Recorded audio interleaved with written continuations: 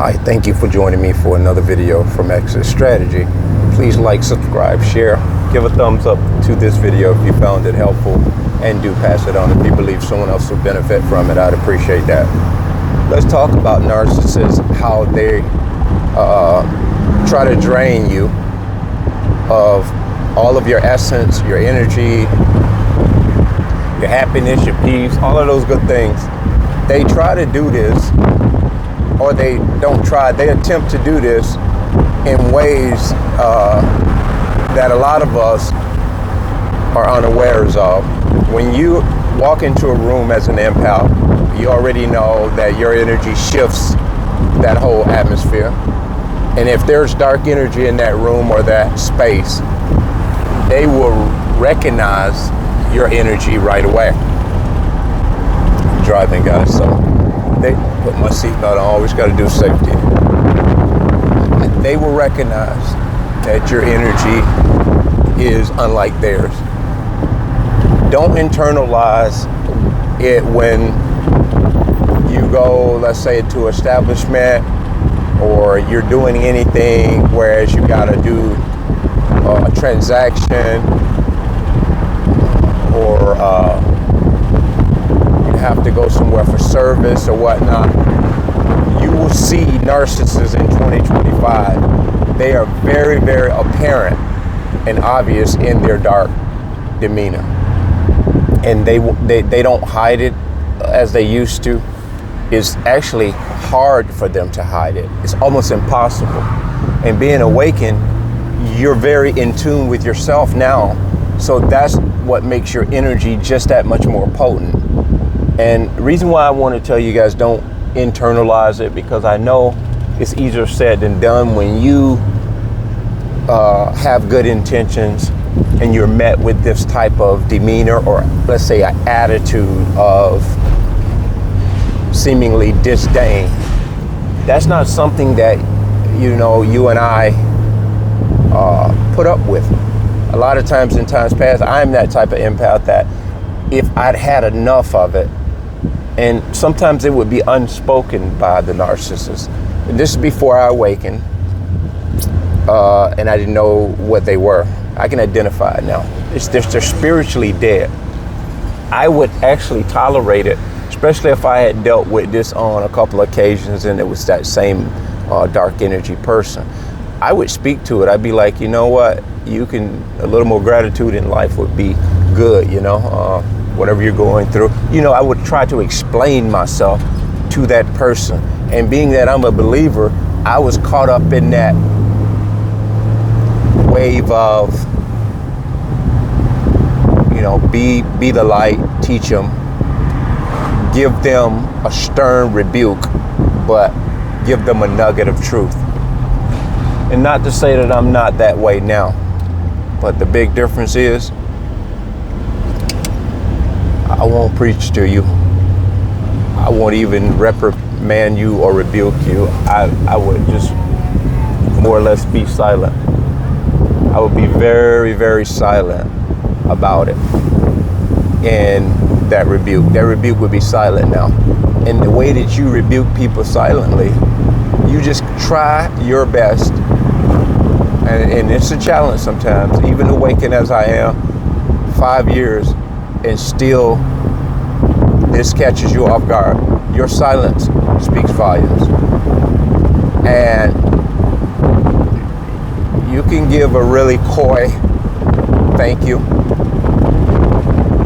And in your thank you, they already know that you're not sincere with it. So you give back to them an energy much like they gave you, but you give it to them in a way where you have grace. Thank you. And you even can say, have a nice day. And if you don't have any ill intentions when you say have a nice day, because you wish everybody well when they wish you hell, just generally saying that really digs their grave for them. And as it should, because what that does for you, you go on throughout your day not internalizing that interaction. Because some would say it's not that deep. It is that deep. You ever finish the end of your day and you wonder why you're so exhausted, and like you've been in 12 rounds with somebody in a boxing match? It's because, we're attributed to, I've been doing this, I've been doing that, I've been doing that. You've been doing these physical things. You think that that's the whole reason why you're exhausted. And I did a video this morning about just being exhausted and rest.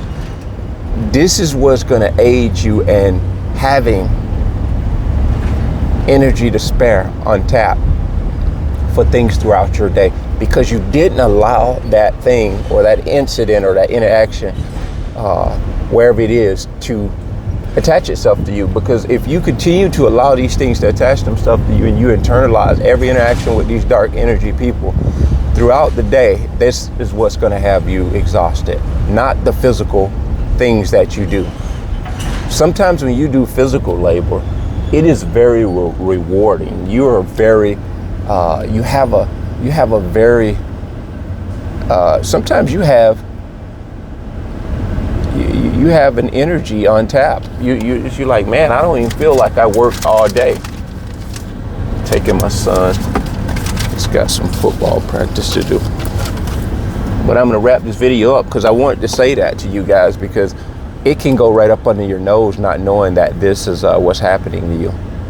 These people can zap your energy without even saying a word, because what's happening is their whole demeanor is dark. And misery loves company. So whenever you interact or you come upon somebody with this dark energy, whereas you have to do transactional exchanges as far as financial institutions, wherever, grocery store, cashier, any business, you'll find this in businesses too. A lot of business owners, like you going into offices, you're doing something, you're asking them. Today you find that when you go in to get service, any type of customer service, the people that are supposed to provide customer service to you, they almost act as though you're there to serve them. And you're not coming in brash, you're coming in subservient, like, I'd like to get XYZ, is there any way? They'll put you on hold, they'll say, wait a minute, and that minute turns into 10 minutes. People today of dark energy are working in these capacities, whereas you would think they are there to serve the people. But narcissists get jobs where they want to be served. This is why you see such an atrocious overthrow of this dark energy in the businesses in which I'm talking about. This is why you will wait endlessly for different things, such as a drive-through, such as customer service on the phone.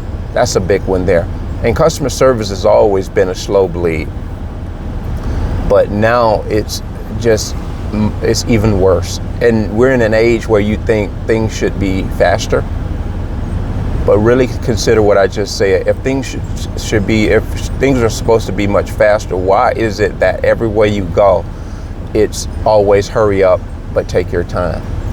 And I told someone years ago, and I still stand by that, I think it's to perpetuate pandemonium in our spirits, and the dark energies and the powers that be are strategically doing this to try to zap the light of good people such as empath and chosen ones by God.